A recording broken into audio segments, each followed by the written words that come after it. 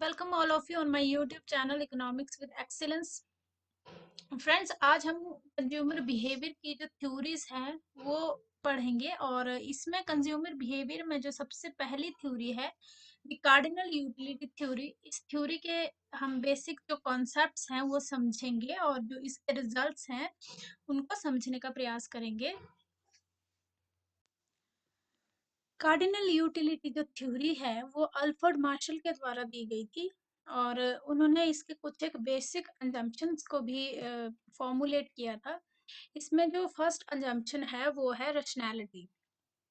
Rationality का मतलब इसमें है कि जो कंज्यूमर है वो रैशनल है और उसको पता है कि वो अपनी दी गई इनकम में अपनी जो वांट्स हैं और अपनी जो सेटिस्फैक्शन है उसको कैसे मैक्सिमाइज करेगा। इसकी जो फर्स्ट असम्पशन है ये रैशनैलिटी को बताती है।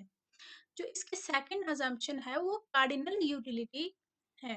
बेसिकली ये बताती है कि जो यूटिलिटी है किसी वस्तु की वो मेजरेबल है। इसका मतलब है कि जो यूटिलिटी है उसको मेजर किया जा सकता है और ये एक कार्डिनल कॉन्सेप्ट है। कार्डिनल यूटिलिटी को मॉनेटरी यूनिट्स में मेजर किया जाता है। एक मॉनेटरी यूनिट जो है वो ऐसी यूनिट होती है जिसको जो है कंज्यूमर जो है वो किसी वस्तु के बदले में जो है पे करने के लिए रेडी होता है, उसको मॉनेटरी यूनिट्स इसमें कहा गया है। जो थर्ड इसकी assumption है वो है constant marginal utility of money. इस assumption में माना गया कि अगर जो मनी है वो कार्डिनल यूटिलिटी को जो है वो मेजर करती है तो इसकी जो marginal utility of the money है वो कांस्टेंट मानी जाएगी। इसका मुख्य कारण ये है कि अगर जो मार्जिनल यूटिलिटी ऑफ मनी है वो चेंज होती है कंज्यूमर की जो इनकम है उसके घटने से या फिर बढ़ने से ये चेंज होती है, तो जो इसका जो सीधा इफेक्ट है वो डिमांड कर्व पर पड़ेगा और इसका जो डिमांड कर्व की जो शेप है वो इलास्टिक रूलर की तरह हो जाएगी जो कि इनएप्रोप्रिएट है मेजरमेंट के लिए।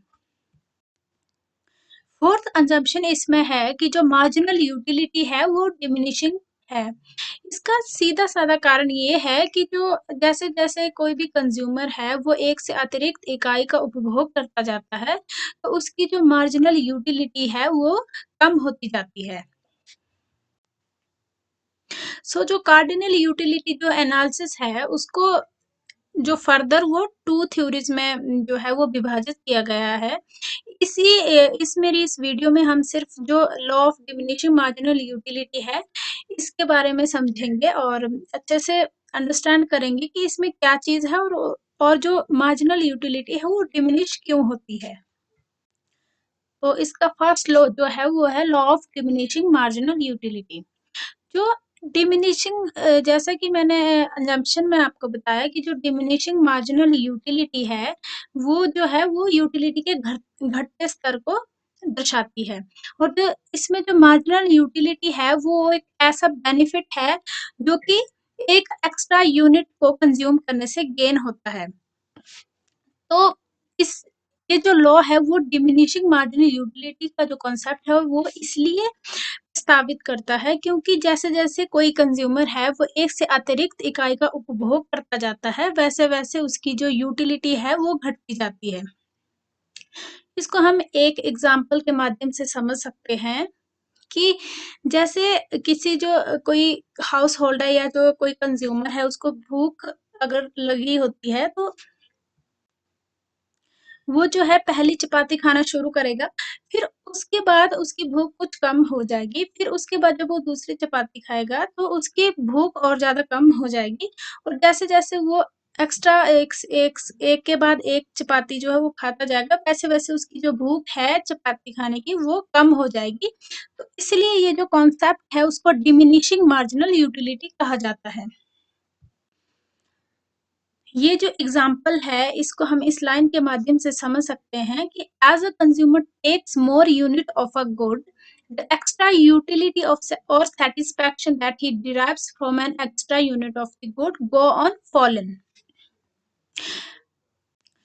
और हमें इसमें एक ये बात भी ध्यान में रखनी है बिल्कुल कि जो मार्जिनल यूटिलिटी है केवल वही डिक्लाइन करती है जैसे-जैसे कंज़्यूमर जो है एक वस्तु का कंज़्यूम करता जाता है और इसका जो है वो टोटल यूटिलिटी पर कोई भी प्रभाव नहीं पड़ता है। इस बात को जो है वो अंडरस्टैंड करना बहुत ही महत्वपूर्ण है। इसी थ्योरी को जो है हम टेबल और डायग्राम के माध्यम से समझने की कोशिश करेंगे, जो कि इसमें पूरी अंडरस्टैंडिंग हो जाएगी कि जो ये लॉ है बेसिकली वो बताता क्या है। जैसा कि इस टेबल में दिखाया गया है कि जो चाय है वो कंज्यूमेबल गुड है और इसकी जो टोटल यूटिलिटी और मार्जिनल यूटिलिटी दी गई है और मार्जिनल यूटिलिटी को हम डिफाइन कर सकते हैं by the change in total utility divided by change in quantity. जब हम इस टेबल को ध्यान से एनालाइज करते हैं तो हम पाते हैं कि जो टोटल यूटिलिटी है वो इंक्रीज हो रही है और जो मार्जिनल यूटिलिटी है वो डिक्रीज हो रही है। और इसमें हम देखेंगे कि जो टोटल यूटिलिटी और मार्जिनल यूटिलिटी का जो रिलेशन है वो नेगेटिव रिलेशन है। जैसे-जैसे जो टोटल यूटिलिटी है वो इंक्रीज़ हो रही है, वैसे-वैसे ही जो मार्जिनल यूटिलिटी है वो डिक्रीज़ हो रही है। और इसमें जो एक पॉइंट ऐसा आता है जब टोटल यूटिलिटी जो है वो अपने मैक्सिमम सैटिस्फैक्शन लेवल पर होती है, उस समय जो मार्जिनल यूटिलिटी है वो 0 पर होती है और उसके बाद जब टोटल यूटिलिटी धीरे-धीरे बढ़ती है, तो मार्जिनल यूटिलिटी जो है वो माइनस में चली जाती है। इस टेबल में हमें टोटल यूटिलिटी और मार्जिनल यूटिलिटी का जो नेगेटिव रिलेशन है वो देखने को मिलता है और इसी टेबल को अब हम डायग्राम के माध्यम से समझने की कोशिश करेंगे। इस डायग्राम के जो ऊपरले हिस्से में है वो टोटल यूटिलिटी बताई गई है और इसके निचले हिस्से में मार्जिनल यूटिलिटी बताई गई है। अब टोटल यूटिलिटी और मार्जिनल यूटिलिटी का जो रिलेशन है वो इसी डायग्राम में से क्लियर हम करेंगे।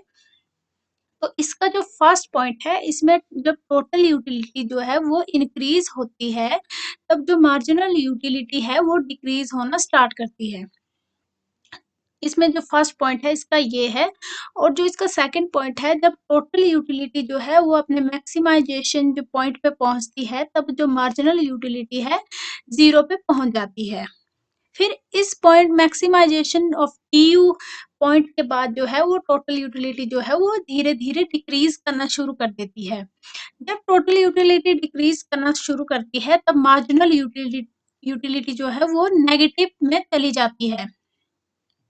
तो इन दोनों जो मार्जिनल यूटिलिटी और टोटल यूटिलिटी का जो रिलेशन है हम अपने आने वाली वीडियो में करेंगे और इसका जो फर्स्ट फर्दर पार्ट है वो आई होप कि आपको समझ आ गया होगा और अब अपनी नेक्स्ट आने वाली वीडियो में मैं आपको टोटल यूटिलिटी और मार्जिनल यूटिलिटी का जो रिलेशन है वो बहुत ही अच्छे और सरल तरीके से बताऊंगी कि जो टोटल यूटिलिटी और मार्जिनल यूटिलिटी है वो कैसे वरी करती है इस जो यूटिलिटी है मैं कार्डिनल यूटिलिटी थ्योरी में और इसमें जो आगे की नेक्स्ट थ्योरी है हम law of equi marginal utility करेंगे जो कि नेट पॉइंट ऑफ व्यू से बहुत ही ज़्यादा ज़रूरी है और इसमें से कई बार एक या दो क्वेश्चंस हर साल ही रिपीट होते रहते हैं। तो thanks for watching my video and keep studying.